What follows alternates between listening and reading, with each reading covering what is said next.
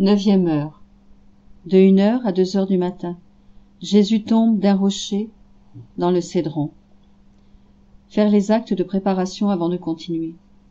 Mon bien-aimé, mon pauvre esprit entre veille et sommeil t'accompagne.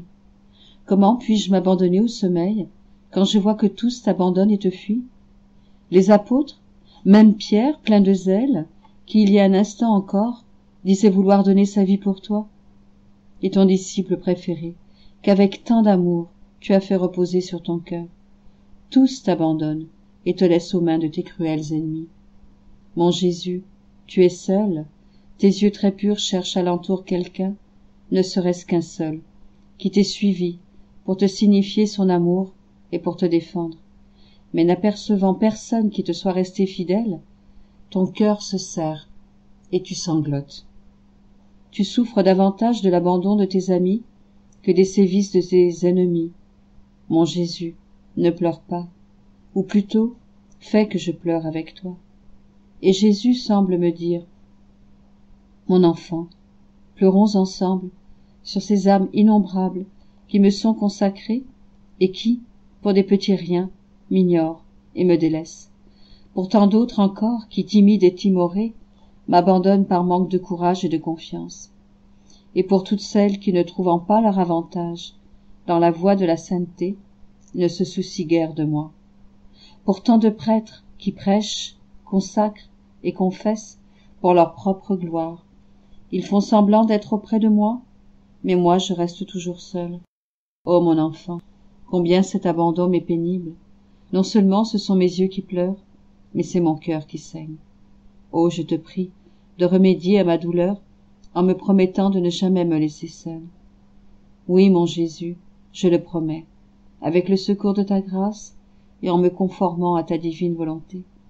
Mais, ô Jésus, alors que tu pleures l'abandon de tes amis, tes ennemis ne t'épargnent aucun outrage. Tu es si étroitement ligoté que tu ne peux faire un pas. Ils te piétinent, te traînent dans ces chemins pierreux et épineux, si bien qu'à chaque mouvement, c'est une pierre que tu heurtes, une épine qui te pique. Ô mon Jésus, je vois derrière toi les traces de ton précieux sang, tes cheveux dorés qu'ils t'arrachent. Ma vie et mon tout, permets-moi de les recueillir. Permets que j'entrave la marche de tous ces hommes qui, même la nuit, ne t'épargnent pas. Bien au contraire, ces créatures profitant de la nuit t'offensent davantage encore. Qui pour des rendez-vous, qui pour des plaisirs, qui pour des pièces de théâtre, qui pour accomplir des vols, sacrilèges. Mon Jésus, je m'unis à toi pour réparer toutes ces offenses, mais nous sommes déjà arrivés au torrent du Cédron, et les Juifs perfides sont prêts à t'y jeter. Ils te font heurter une pierre avec une telle rage que ton précieux sang sort de ta bouche. La pierre en reste marquée. Puis ils te tirent dans ces eaux souillées qui pénètrent ta bouche, tes oreilles, tes narines. Tu es trempé, comme enveloppé par ces eaux sales, nauséabondes et froides. Je peux alors vraiment me représenter l'état dans lequel sont plongées les créatures quand elles tombent dans le péché. On les croirait, à l'intérieur comme à l'extérieur, recouvertes d'un manteau si sale que c'est à en dégoûter le ciel et quiconque pourrait les voir en cet état. C'est ainsi qu'elles s'attirent les foudres de la justice divine. Ô vie de ma vie, peut-on témoigner d'un plus grand amour?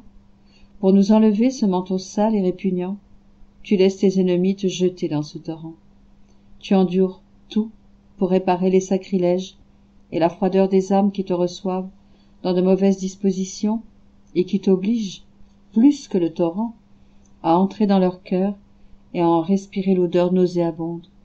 Tu permets même que ces eaux sales te pénètrent, si bien que tes ennemis, craignant que tu ne te noies, car ils te réservent des tourments plus grands encore, t'en ressortent, mais tu sens alors si mauvais qu'ils en ont eux-mêmes la nausée en te touchant. Mon Jésus, tu es sorti du torrent, et mon cœur ne peut supporter de te voir ainsi trempé par ces eaux malodorantes. À cause du froid, tu trembles de la tête aux pieds. Tout autour de toi, tu cherches du regard quelque chose, quelqu'un qui puisse t'essuyer, te sécher, te réchauffer, mais c'est en vain. Personne n'a pitié de toi. Tes ennemis te tournent en dérision. Tes familiers t'ont abandonné. Ta douce maman est loin, parce que le Père le veut ainsi. Me voici, ô Jésus, viens dans mes bras. Je veux de mes pleurs te laver, de mes mains sécher tes cheveux en désordre. Mon amour, je veux t'enfermer dans mon cœur pour te réchauffer à la flamme de mon amour. Je veux te parfumer de mes saints désirs. Je veux réparer toutes ces offenses et unir ma vie à la tienne pour sauver toutes les âmes. Je veux t'offrir mon cœur comme lieu de repos où déposer tes peines, et puis ensemble, nous reprendrons le chemin de ta passion. Réflexion. En cette heure, Jésus s'est livré au gré de ses ennemis qui en viennent même à le jeter dans le torrent du Cédron. Mais Jésus les regardait tous avec amour, supportant tout par amour pour eux. Et nous livrons-nous ainsi à la volonté de Dieu? Dans nos faiblesses et nos chutes, sommes-nous prêts à nous relever pour nous jeter dans les bras de Jésus? Jésus, tourmenté, fut jeté dans le torrent. Il suffoquait, pris de nausées. Et nous, avons-nous semblable horreur du péché, de la moindre ombre de péché? Sommes-nous prêts à aider Jésus, à le porter dans notre cœur, pour lui épargner la nausée que d'autres âmes, par leur péché, provoquent en lui? Et compensons-nous, par nos actes saints, cette nausée que tant de fois nous lui avons nous-mêmes donnée par nos propres péchés?